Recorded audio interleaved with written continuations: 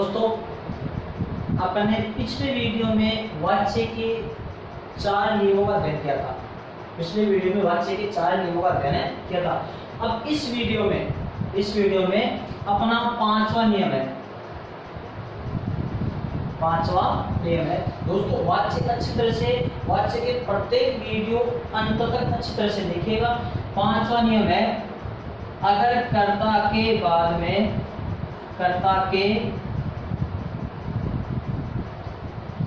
में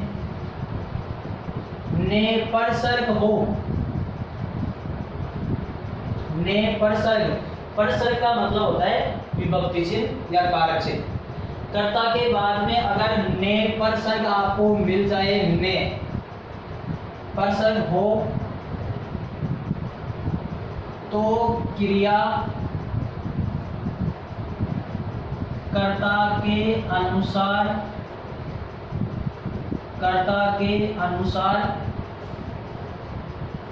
न बदलकर कर्म के अनुसार बदलती है। तो दोस्तों, कर्ता के अनुसार क्रिया कर्ता अनुसार किस बदलती है? कृतवाच्य में। और कर्म के अनुसार किस बदलती है? कर्मवाच्य में।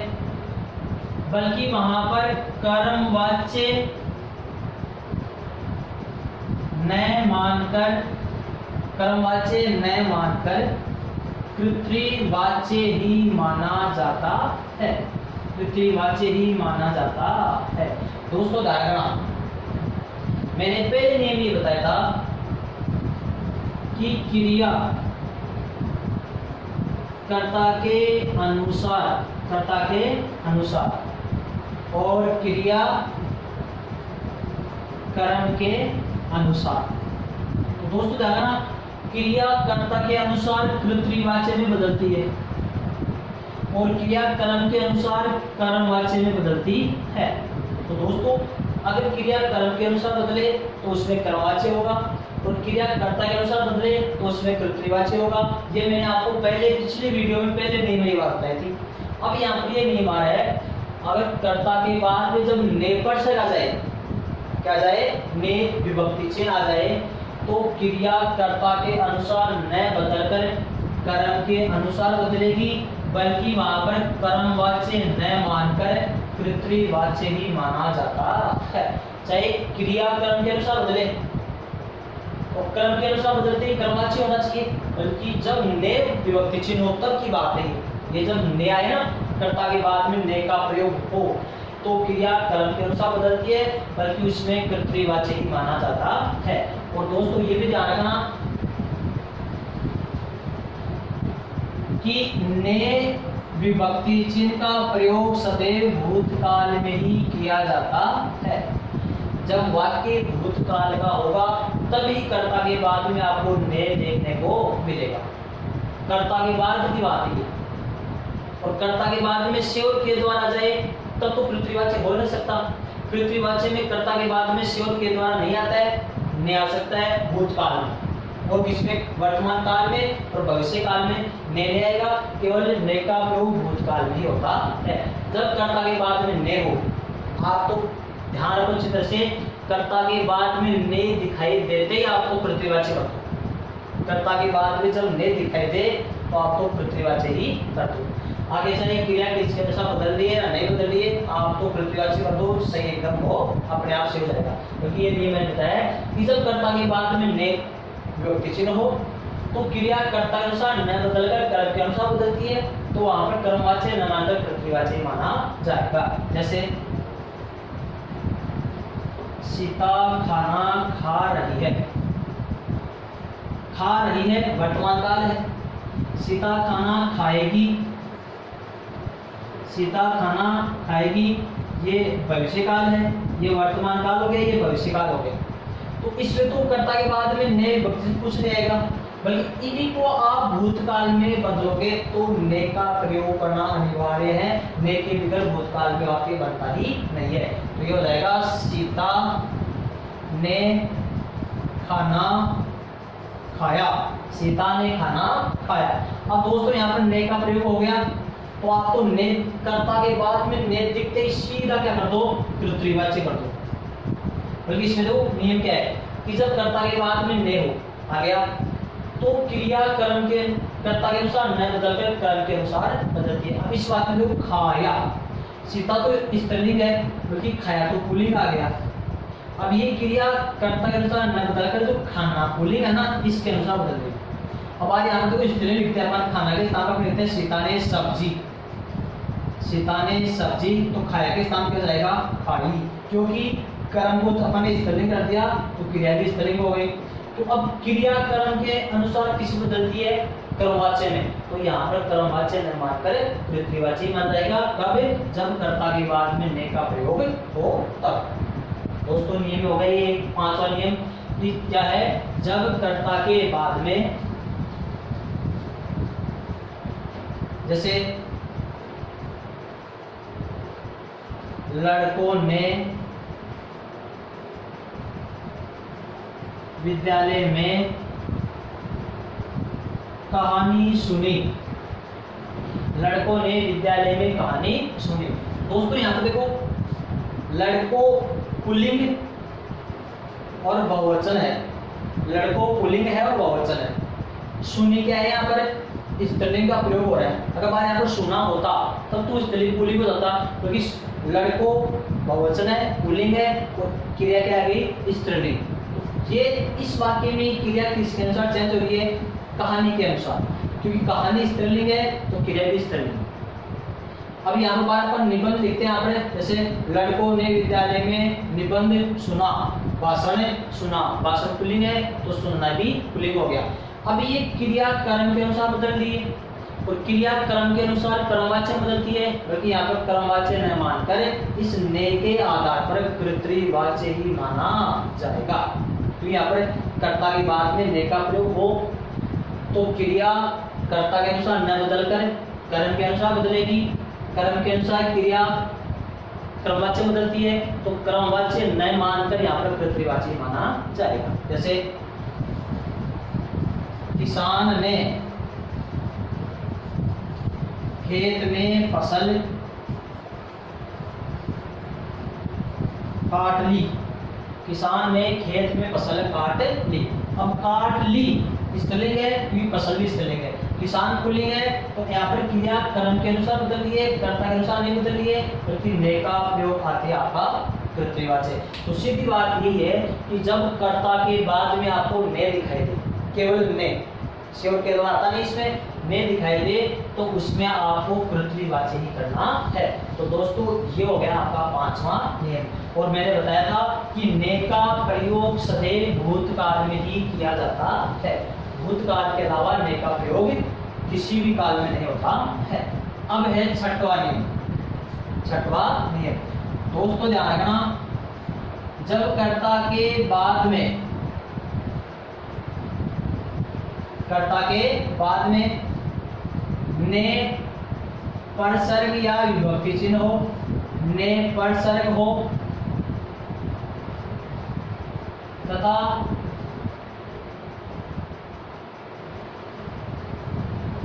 मुख्य कर्म या गौण कर्म, मुख्य क्रम या गौण कर्म या फिर दोनों कर्म, दोनों कर्म साथ हो, मुख्य कर्म या गौण कर्म या दोनों कर्म साथ हो तो वहां भी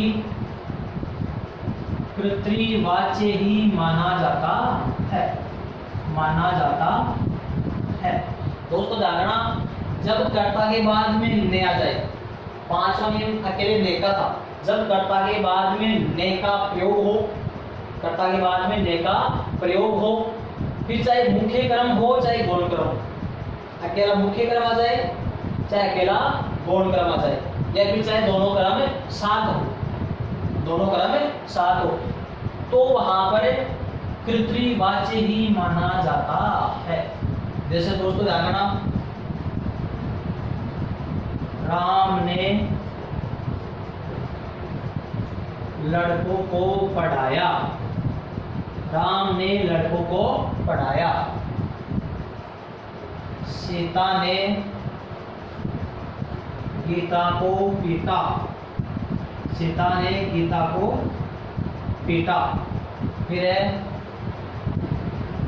सीता ने गीता को फल खिलाया। फल खिलाया। राम ने रावण को मारा। राम ने रावण को मारा।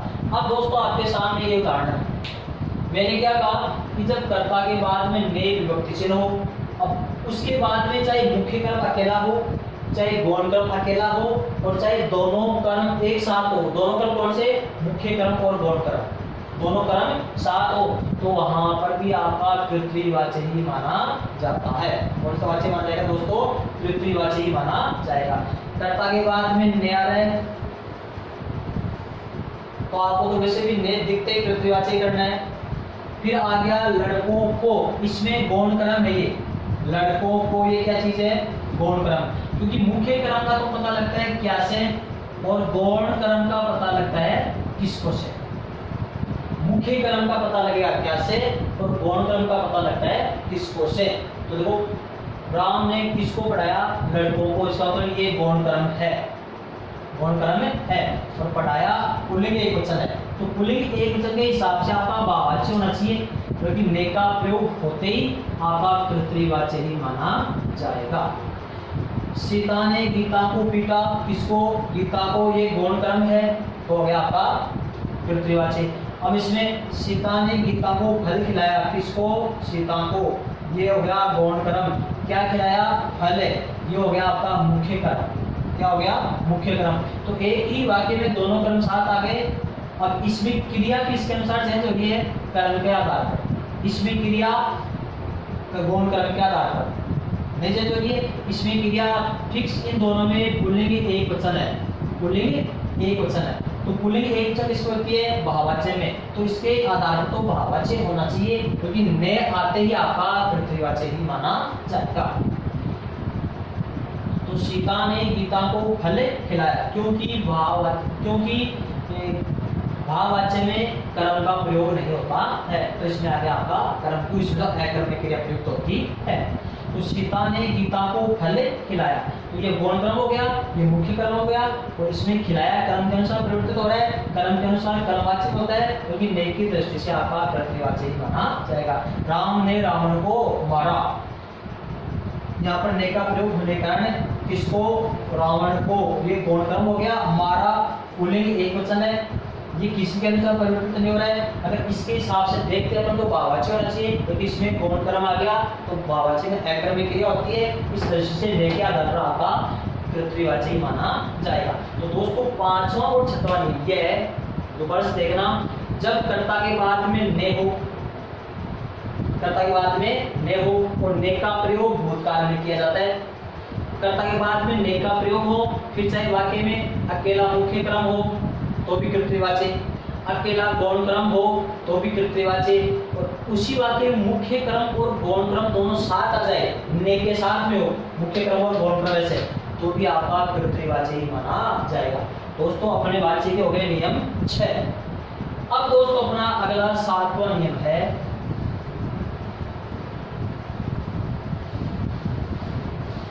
सातवां नियम इस प्रकार से है कि जब कोई प्राकृतिक आपदा, छठवां नियम हो गया, सातवां नियम, प्राकृतिक आपदाएं और क्रियाएं, प्राकृतिक आपदाएं और क्रियाएं सदैव कृत्रिवाच्य में ही प्रयुक्त होती है। कृत्रिवाच्य, प्राकृतिक आपदाएं और क्रियाएं सदैव कृत्रिवाच्य में प्रयुक्त होती है। अगर कोई प्राकृतिक आपदा हो, प्राकृतिक क्रिया हो, तो उसमें सदैव कौन सा वाच्य माना जाएगा? कृत्रिवाच्य ही माना जाएगा। चाहे प्राकृतिक आपदाएं हो चाहे प्राकृतिक क्रिया हो तो उसमें सदैव पृथ्वीवाची माना जाएगा। और प्राकृतिक आपदा और क्रियाएं में अगर आपसे क्रिया पूछ ले तो सदैव अकर्मक क्रिया होती है। अगर कोई प्राकृतिक आपदा प्राकृतिक क्रिया हो उसमें आपसे क्रिया पूछे तो अकर्मक क्रिया होती है, तो वाच्य पूछ ले तो पृथ्वीवाची होता है। जैसे आकाश में बादल गरज रहे हैं, बादल गरज रहे हैं, आकाश में बादल गरज रहे हैं। अब दोस्तों यहाँ पर आकाश में बादल गरज रहे प्राकृतिक आपदा है। जैसे प्राकृतिक आपदाएं कौन सी होती है? बादलों का गरजना, भूकंप का आना, बिजली का कड़कना, आंधी तूफान, भूकंप बाढ़ का आना। और प्राकृतिक क्रियाओं जैसे सूर्योदय होना, सूर्यास्त होना, तारों का टिमटिमाना, हवा और पानी का बहना, मंद मंद हवा चलना, ये सब प्राकृतिक क्रिया है। मतलब जो कार्य प्रकृति के द्वारा होते हैं, जो आपदाएं प्रकृति की देन है, उसमें सदैव पृथ्वीवाची ही माना जाएगा। जैसे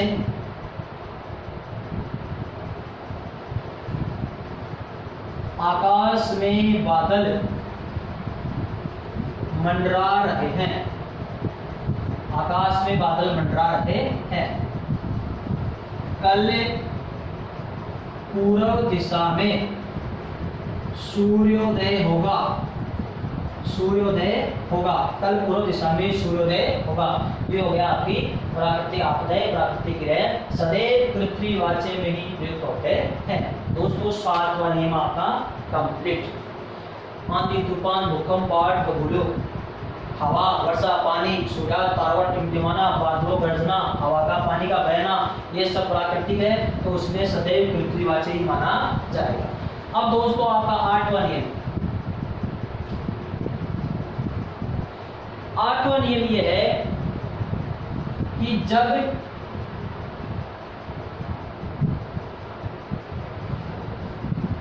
कोई क्रिया, जब कोई क्रिया स्वतः हो जाती है, जब कोई क्रिया स्वतः हो जाती है वहां पृथ्वीवाची ही माना जाता है। जब कोई क्रिया स्वतः हो जाती है वहां पर पृथ्वीवाची ही माना जाएगा। स्वतः मतलब जब किसी वाक्य में कोई कार्य अपने आप हो जाता है वहां पर पृथ्वीवाची माना जाता है। जैसे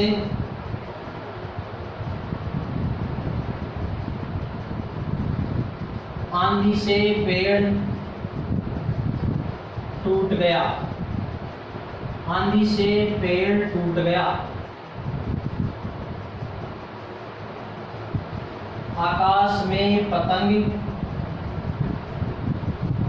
उड़ रही है, आकाश में पतंग उड़ रही है। पेड़ से पत्ता गिरता है, पेड़ से पत्ता गिरता है।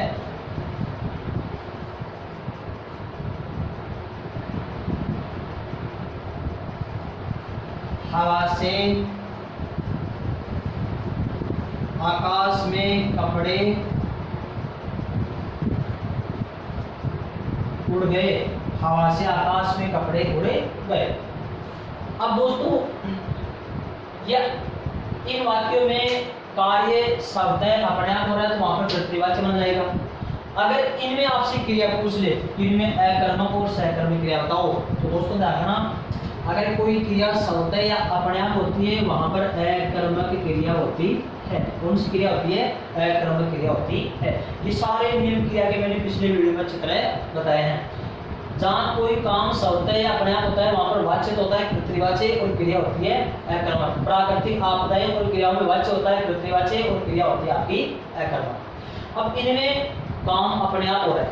अब आप कह रहे हैं कि पेड़ आंधी से पेड़ टूट गया, तो ये तो आंधी से टूटा है, अपने आप टूट रहा है, क्योंकि इसमें देखो टूटने का काम कौन कर रहा है? पेड़। तो पेड़ अपने आप तो टूट रहा है, पेड़ अपने आप तो टूट रहा है, आंधी से टूट तो रहा अपने आप ही, तो इसमें काम अपने आप हो रहा है, तो ये हो गया आपका पृथ्वीवाची। अगर आप कहोगे नहीं हम तो इसको पृथ्वीवाची नहीं मान सकते, देखो क्रमवाचक कैसे जाएगा? बात ऐसे होता ना, आंधी से पेड़ टूट गया, ये तो पृथ्वीवाची, और ये क्रमवाचक कैसे जाएगा? आंधी में पेड़ टूट गया, इसमें काम अपने आप हो रहा है, काम अपने आप हो रहा है, तो कृत्रिवाच्य है। अब देखो यही उदाहरण कर्मवाच्य में कैसे जाएगा। आंधी में पेड़ तोड़ा गया, आंधी में पेड़ तोड़ा गया। अब ये वाक्य, इस वाक्य में क्रिया अपने आप स्वतः नहीं हो रही है कि आंधी में पेड़ तोड़ा गया, इसका मतलब कोई ना कोई तोड़ा है। किसी व्यक्ति ने पेड़ को आंधी में तोड़ा है, तो इसमें काम स्वयं नहीं हो रहा है, किसी के द्वारा तोड़ा गया है। तो अब देखो इसमें से और के द्वारा प्रयोग इसमें होता है, तो कर्मवाच्य में या भाववाच्य में। कर्मवाच्य में अकर्मक होती है, भाववाच्य वो कर्मवाच्य में सकर्मक क्रिया होती है और भाववाच्य में अकर्मक क्रिया होती है। अब इसमें अगर अपना घटना देखते हैं तो देखो सुनो, राम के द्वारा आंधी में पेड़ तोड़ा गया। आप देखो दोस्तों आराम से हो गया आपका कर्मवाच्य, राम के द्वारा गया और सकर्मक क्या तोड़ा गया, पेड़, सकर्मक क्रिया हो गई। तो अब कर्मवाच्य में चला गया, क्योंकि आंधी में पेड़ टूट गया, आंधी में पेड़ अपने आप टूट रहा तो हो गया आपका कृत्रिवाच्य। आकाश में पतंग उड़ रही है, अब आप सोच रहे हैं कि पतंग तो अपने आप उड़ती नहीं है। अब चाहे उड़े या नहीं उड़े, बल्कि ये वाक्य ये क्या कह रहा है कि पतंग उड़ रही है, अपने आप उड़ रही, तो काम अपने आप हो रहा है, कृत्रिवाच्य। अब यही वाक्य कर्मवाच्य में कैसे आएगा कि आकाश में पतंग उड़ाई जा रही है, आकाश में पतंग उड़ाई जा रही है। अब देखो आकाश में पतंग उड़ाई जा रही है, अब उड़ाने वाला कोई ना कोई है, तो इसका मतलब राम के द्वारा आकाश में पतंग उड़ाई जा रही है, तो राम के द्वारा आ गया, क्या उड़ा रहा है, पतंग, तो कर्मवाच्य हो गया। पहले अपने आप उड़ रही थी, अब उड़ा रहा है तो कर्मवाच्य हो गया, इसमें कृत्रिवाच्य हो गया। पेड़ से पत्ता गिरता है, पत्ता अपने आप गिर रहा है, चाहे क्रिया न गिरे, चाहे कोई भी गिरे, बल्कि यहाँ पर ये क्रिया ये कह रही है कि काम अपने आप हो रहा है, तो कृत्रिवाच्य ही होगा। इसी को अपन कर्मवाच्य बोलते हैं। पेड़ से पत्ता गिराया जाता है, ये लो, पेड़ से पत्ता गिराया जाता है। अब गिराया जाता है, गिराने वाला कोई ना कोई है, अब हो गया आपका कर्मवाच्य। अब कर्मवाच्य की पहचान देख लो, जैसे राम के द्वारा पेड़ से पत्ता गिराया जाता है, तो राम के द्वारा क्या गिराया, पत्ता, तो आपका कर्मवाच्य। हवा से आकाश में कपड़े उड़ गए, तो कपड़े उड़ गए, अपने आप उड़ गए, आप हो गए हवा से उड़ गए, तो चाहे हवा चले, आंधी चले, यहाँ पर उड़ने काम कौन करे, कपड़े अपने आप उड़ रहे, तो हो गया आपका कृत्रिवाच्य। अब ये सुना, हवा से आकाश में, हवा से, इसी को अपन चेंज करते तो हो जाएगा आकाश में कपड़े उड़ाए गए, आकाश में कपड़े उड़ाए गए। अब दोस्तों यहाँ पर कपड़े अपने आप नहीं उड़ रहे, आकाश में कपड़े उड़ाए गए, उड़ाने वाला कोई ना कोई है, तो हो जाएगा राम के द्वारा आकाश में कपड़े उड़ाए गए। अब हो गया आपका कर्मवाच्य, और आकाश में कपड़े उड़ गए, ये हो गया आपका कृत्रिवाच्य। तो दोस्तों ये 8 नियम हो गया आपके कि प्राकृतिक क्रिया या प्राकृतिक आपदा हो तब होगा आपका कृत्रिवाच्य, अकर्मक क्रिया। और जब कोई क्रिया स्वतः अपने आप हो जाती है, वहां पर भी आपका कृत्रिवाच्य और अकर्मक क्रिया ही मानी जाती है। और वैसे भी कृत्रिवाच्य में अकर्मक और सकर्मक क्रिया दोनों प्रयुक्त होती है। तो दोस्तों ये तो हो गए अपने 8 नियम। अभी नियम और है इसके 8 नियम कौन कौन से हो गए, प्राकृतिक आपदा, कृत्रिवाच्य, ने का प्रयोग हो कर्ता के बाद में तो कृत्रिवाच्य, ने के साथ में चाहे मुख्य कर्म हो, चाहे गौण कर्म हो, चाहे दोनों कर्म हो तो कृत्रिवाच्य, काम अपने आप हो जाए किसी वाक्य में तो कृत्रिवाच्य। अब दोस्तों आपके सामने ये है कि 9वां नियम ये है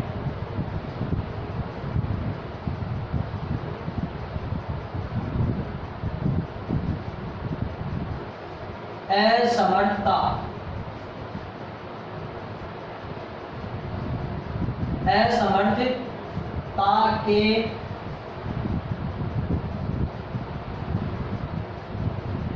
योग में भाववाच्य, असमर्थता के योग में भाववाच्य होता है, और अधिकार या गर्व, अधिकार या गर्व के योग में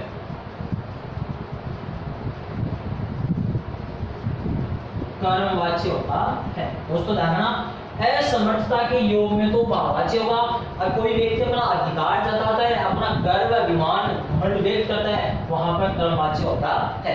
असमर्थ कैसे होगा? कोई व्यक्ति किसी कार्य करने में असमर्थ हो तब तो भाववाच्य होगा, और अपना अधिकार जता रहा है, अपना गर्व जता रहा है, तो हो जाएगा आपका कर्मवाच्य। जैसे यह खाना मुझसे कैसे खाया जाएगा। और दूसरा उदाहरण है, यह खाना मैं नहीं खा सकता।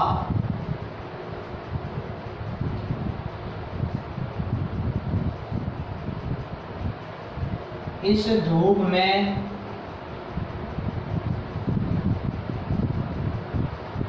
कैसे चला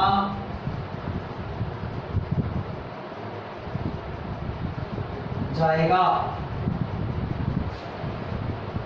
इस धूप में कैसे चला जाएगा।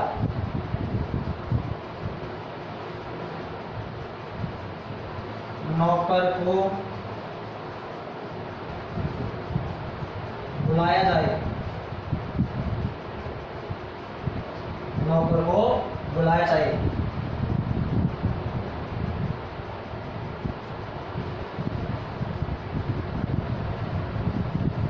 पलंग पर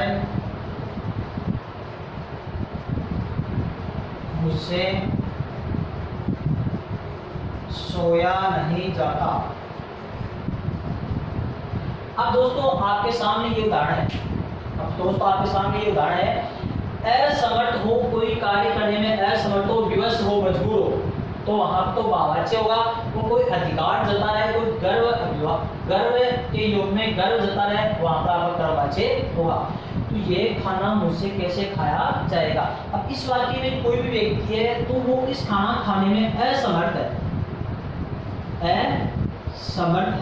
इसमें असमर्थता का बोध हो रहा है। इसे कह रहा है ये खाना मुझसे कैसे खाया जाएगा, तो वो असमर्थ है। अब यही वाक्य नीचे देखो, ये खाना मैं नहीं खा सकता, ये खाना मैं नहीं खा सकता। अब इसमें वो असमर्थ नहीं है, वो अपना अधिकार या गर्व जता रहा है। ये खाना मैं नहीं खा सकता, तो इसमें हो गया आपका अधिकार या गर्व। तो ये तो हो गया आपका भाववाच्य का, और ये हो गया आपका कर्मवाच्य। इस धूप में कैसे चला जाएगा, इस धूप में कैसे चला जाएगा, असमर्थ हो गया तो भाववाच्य। नौकर को बुलाया जाए, कोई व्यक्ति कह रहा है नौकर को बुलाया जाए, तो वो उसमें अपना अधिकार जता रहा है, गर्व के साथ में कह रहा है कि नौकर को बुलाया जाए काम करने के लिए, है ना। तो ये हो जाएगा आपका दोस्तों भाव वो कर्मवाच्य।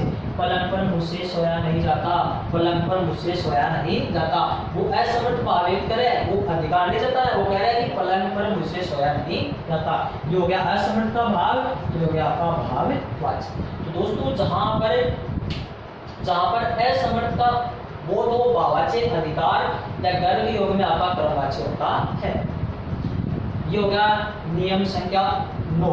अब दोस्तों अगला नियम है 10वां, कि सरकारी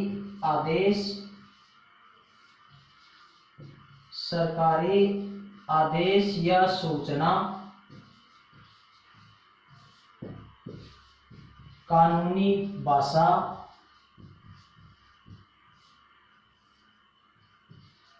निषेध और किसी संस्थान, समाज और सरकार, किसी संस्थान, समाज और सरकार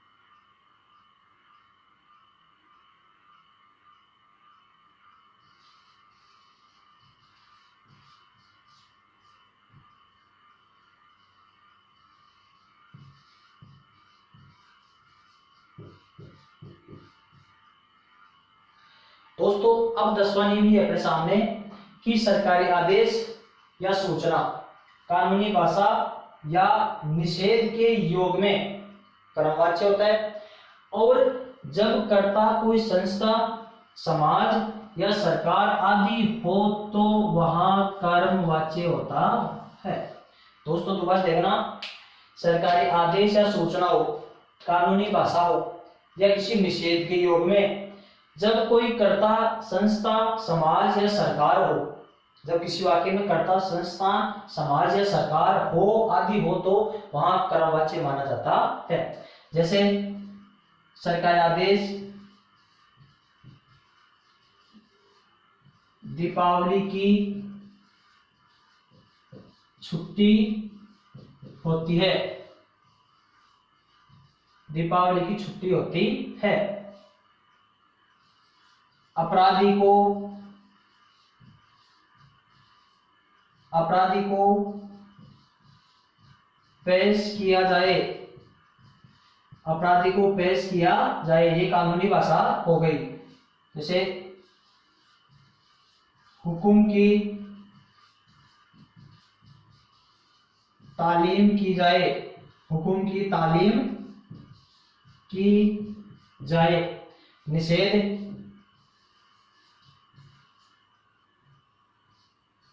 धूम्रपान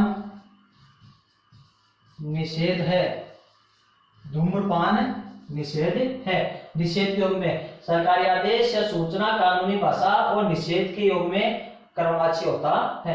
या फिर जब कोई कर्ता, संस्थान, समाज और सरकार हो वहां पे आप कर्तृवाच्य वो कर्मवाच्य होता है। जैसे राजस्थान सरकार द्वारा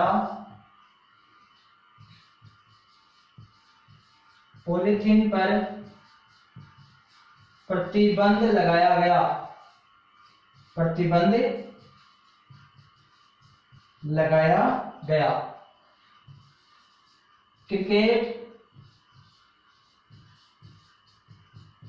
कंट्रोल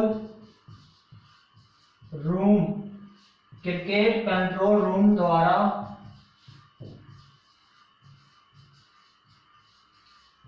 खिलाड़ियों को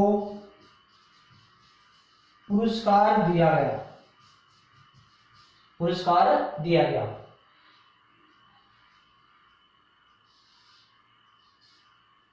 दोस्तों ये अगर सरकारी आदेश हो, सूचना, कानूनी भाषाओं और निषेध हो, या कोई जब किसी वाक्य में कर्ता कोई संस्था, समाज, सरकार हो तो वहां पर कर्मवाच्य माना जाता है। जैसे जाट समाज द्वारा अनेक अंतरराष्ट्रीय विवाह कराए जाते हैं, अंतरराष्ट्रीय विवाह कराए जाते हैं। इन सब के योग में आपकी कौन सा वाच्य होगा? कर्मवाच्य ही होगा। दोस्तों ये हो गया अपना 10वां नियम कि जब सरकारी आदेशों, सूचनाओं, कानूनी भाषाओं, निषेध के योग में जब कोई कर्ता, संस्था, समाज या सरकार आदि हो तो वहां पर आपका कर्मवाच्य ही माना जाएगा। दोस्तों अगला नियम है आपका, जब अनुमति या आज्ञा, जब 11 नियम है, जब किसी वाक्य में अनुमति या आज्ञा, अनुमति या आज्ञा ली जाए वहां कर्मवाच्य और भाववाच्य दोनों होते हैं। दोस्तों देखना, अगर किसी वाक्य में अनुमति ले जाए या आज्ञा दी जाए, अनुमति या आज्ञा का बोध हो, अनुमति या आज्ञा का बोध हो, वहां पर कर्मवाच्य और भाववाच्य दोनों होता है। दोस्तों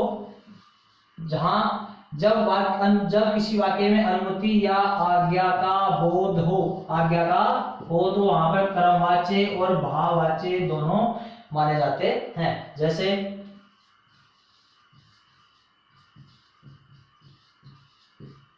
अब थोड़ा सो लिया जाए, अब थोड़ा सो लिया जाए। चलो अब खाना खाया जाए। अब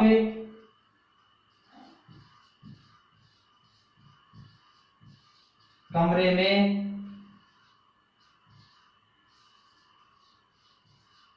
बैठा जाए, अब कमरे में बैठा जाए।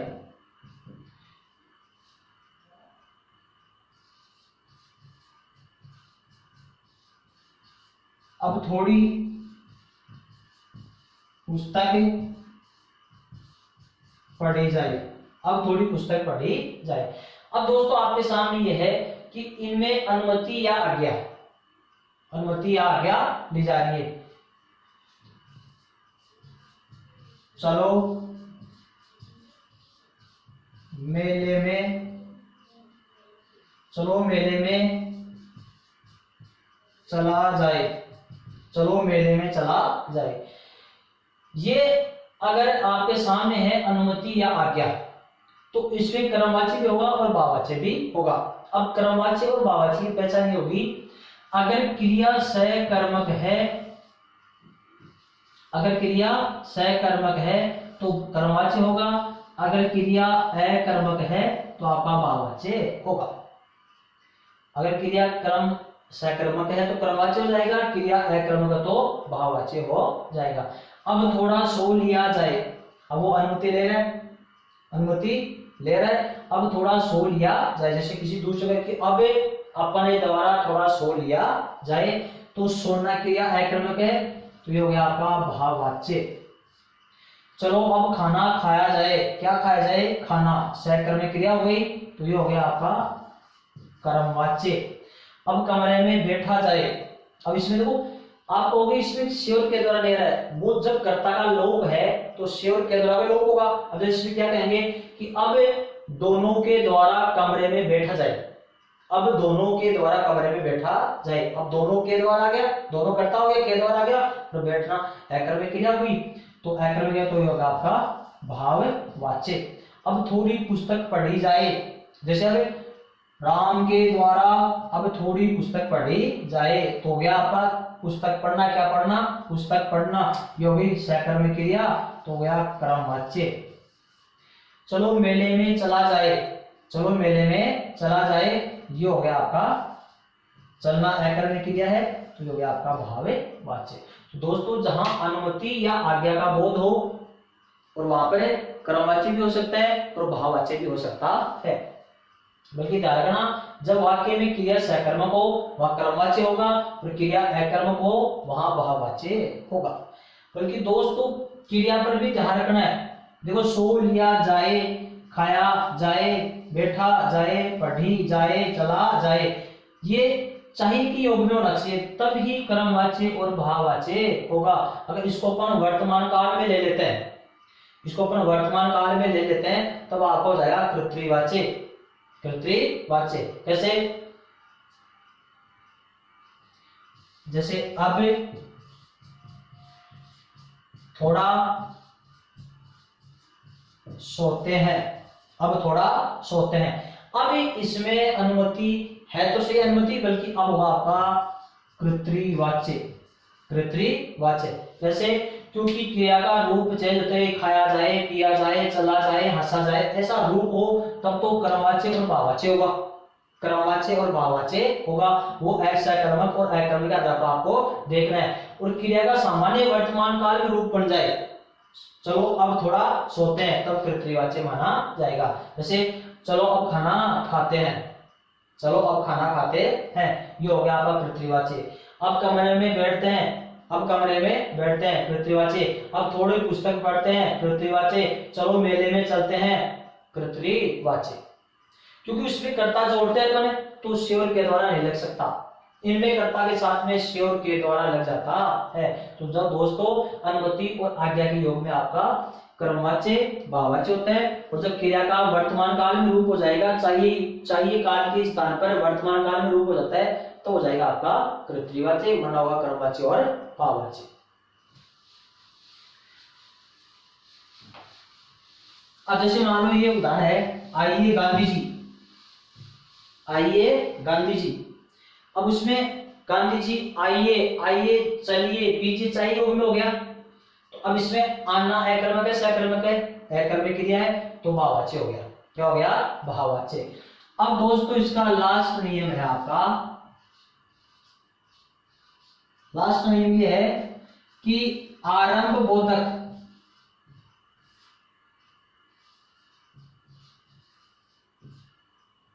क्या है दोस्तों? कार्य के आरंभ बोधक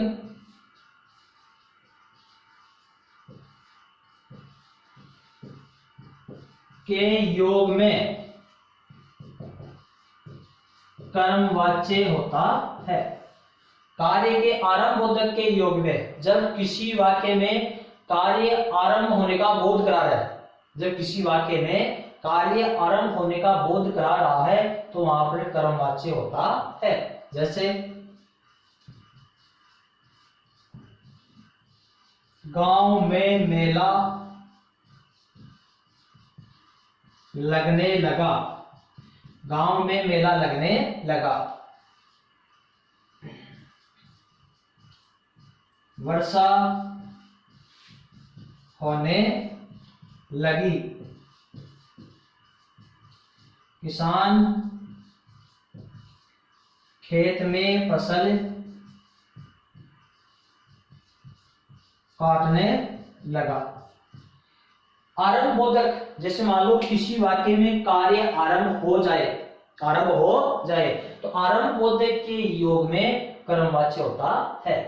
गांव में मेला लगने लगा, इसका मतलब कार्य आरंभ हो गया है। वर्षा होने लगी, शुरू हो गया है। किसान खेत में फसल काटने लगा, विद्यार्थी पुस्तक पढ़ने लगा। तो कार्य के आरंभ बोधक के योग में जब कार्य आरंभ हो जाए, शुरू हो जाए, प्रारंभ हो जाए, तो उसके योग में कर्मवाच्य माना जाता है। तो इनमें भी कर्मवाच्य हो गया। अब ये नियम, इतने नियम क्यों बताए हैं? क्योंकि इनमें कभी कभार कर्ता का प्रयोग नहीं होता है, तो इनमें कर्ता नहीं, इनमें कर्ता नहीं है, तो हो जाए आपका इसमें आरंभ बोधक योग में जाएगा दोस्तों कर्मवाच्य। तो दोस्तों अपने वाच्य के ये 12 नियम कंप्लीट हो चुके हैं। अब इसके बाद